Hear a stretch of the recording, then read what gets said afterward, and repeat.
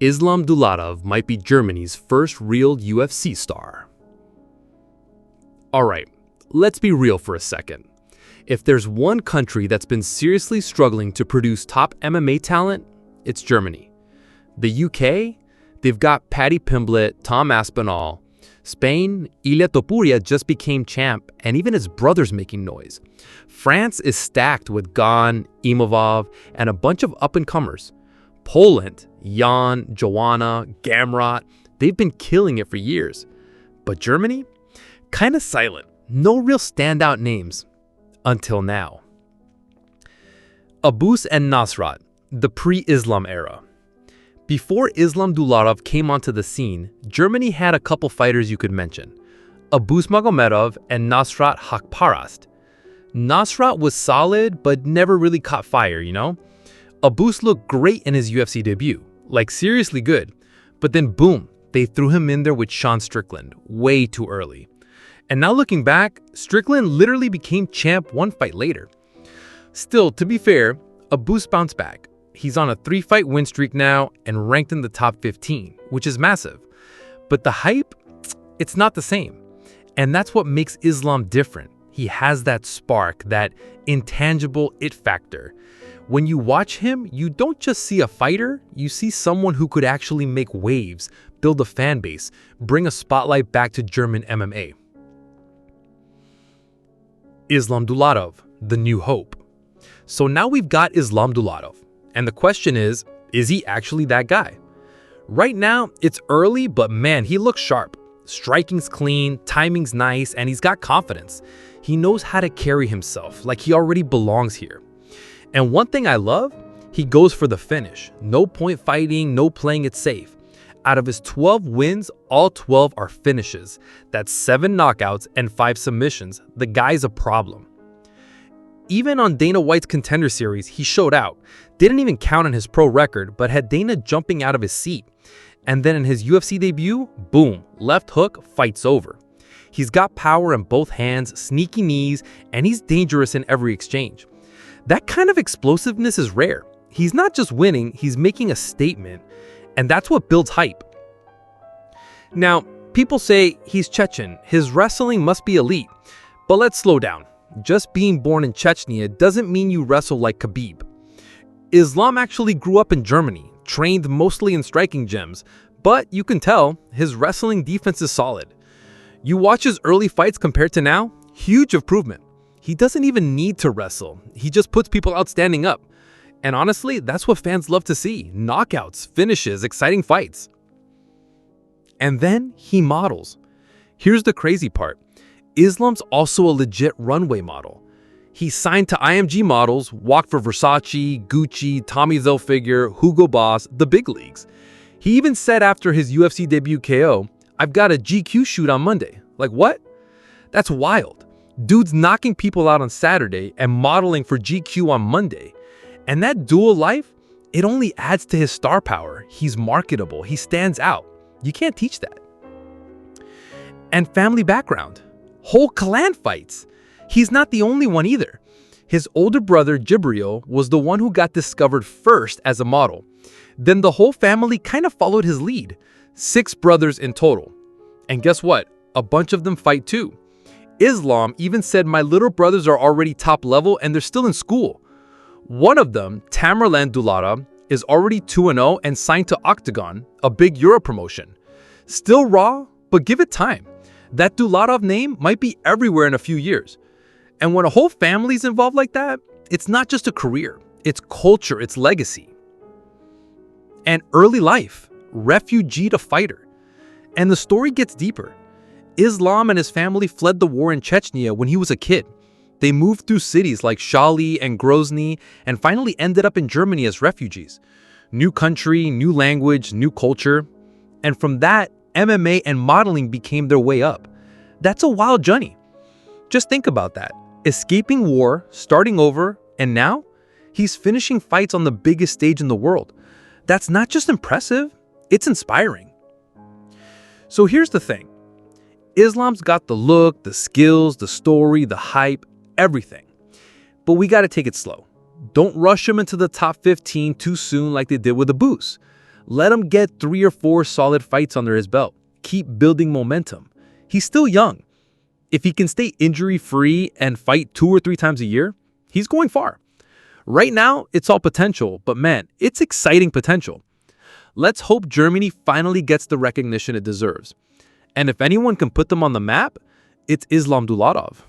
Even MMA Guru was impressed, and we all know that guy doesn't hand out compliments unless he really means it. But nah, Guru was feeling it. He literally said he's got a piston of a jab. I know, I saw the Dulatov KO live. I watched it. That was a nasty one, dude. Piston jab, folks. A fucking piston of a jab. People forget, man. Von, Islam Dulatov versus Adam Fugitt. Layup of a debut fight, but it was a really nasty KO from Islam Dulatov. The edits are going to go crazy of him walking down the catwalk after this one. But it was a layup, man. Adam Fugitt is just not the same level of fighter as him. That's known. I will say the dominance of the round 1 victory is impressive. Like I was saying, something like Dulatov under 4 minutes, but also there's a chance that this goes into the second round. So actually, I think I took Dulatov for more than 4 minutes or something like that is like a tip I gave. And he ended up fighting for 4 minutes and 6 seconds. Just saying. I'm a genius. You know what I'm saying? But I saw Fugitt being a little tricky for him, like trying to grapple with him a little bit. That's what I thought would happen going into this. And he couldn't get takedowns. He couldn't get takedowns on Dulatov. He had a couple of good moments where he had the hands connected around the arse or below the arse of Dulatov, and he couldn't get a takedown. Couldn't get the takedown. Dulatov, very strong, very athletic, good kicks at range, and it was just a difference. It was another one of those fights where you end up going, oh dear, what's about to happen? Sometimes I see fighters in the cage and I think, what horrible coach has convinced you that this is your mission to become a champion in? You know? Dulatov is a different level to him. Speed, power, everything. If you ain't built for it, don't do it. I really think that about UFC fights these days.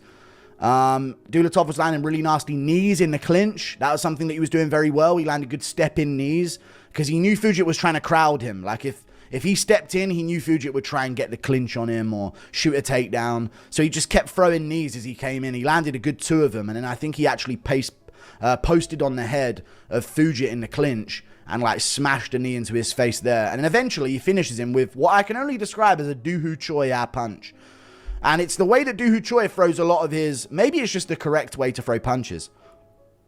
But it was like no wind up for the left hook. He turned it in, you know? He didn't whip it round like Alex Pereira. He kept a reasonably straight arm when he threw it. And he kind of just used his body to create the torque into a hook. It almost looked like a jab when he first landed it, but it was like a really tight left hook. Right on the chin of Adam Fugitt. Follow-up shots land. He puts out Fugitt by TKO. Performance bonus for the Versace model. There we go. He needs it, you know. He needs a break, Dulatov. One thing Dulatov needs, he just needs a bit of a break. You know what I mean? He's got too much against him in life. We move on. Islam Dulatov's debut, super clean. He looked sharp, calm, dangerous, and honestly, he already carries himself like a star. What stood out wasn't just the knockout, it's how well-spoken he is too. The guy speaks German, Russian, Chechen, English, and he's smooth in all of them. Right after his fight on Dana White's Contender Series, he said, "Bring the UFC to Germany. I'll fill the arena." Like, the confidence is crazy. And he's not wrong either. In Germany, he's already got a following. Between fighting and modeling, the guy is literally everywhere. You can just tell he knows how to talk, he knows how to sell himself, and most importantly, he can fight. Thank you. Islam. It's been a very long time since there's been a very hyped German fighter in the UFC. I guess, are you happy to represent Germany? And the company hasn't been to Germany since 2018, so are you the fighter to bring them back? I promise you, Dana White and everybody who is in the company, you know, bring UFC to Germany again. I make the event full. Me alone. Just let me fight alone the fight card, and I promise you, this thing, what I can say 100%, when you bring UFC to Germany, I will make this arena full. I'm sold. 100%. Yes. I just wanted to know if you had a message to try and get that bonus tonight, because it looks like it's going to be a pretty competitive night. There's there's 6 fights, 6 finishes, 5 in the first round. It's been a pretty crazy night so far. I mean, when I get the finish, when I get the bonus, is good. If not, I mean, it's also okay for me. If somebody else deserves it, why not? I mean, it have to be fair. If somebody else has a better KO than me in the night, why not give him the bonus?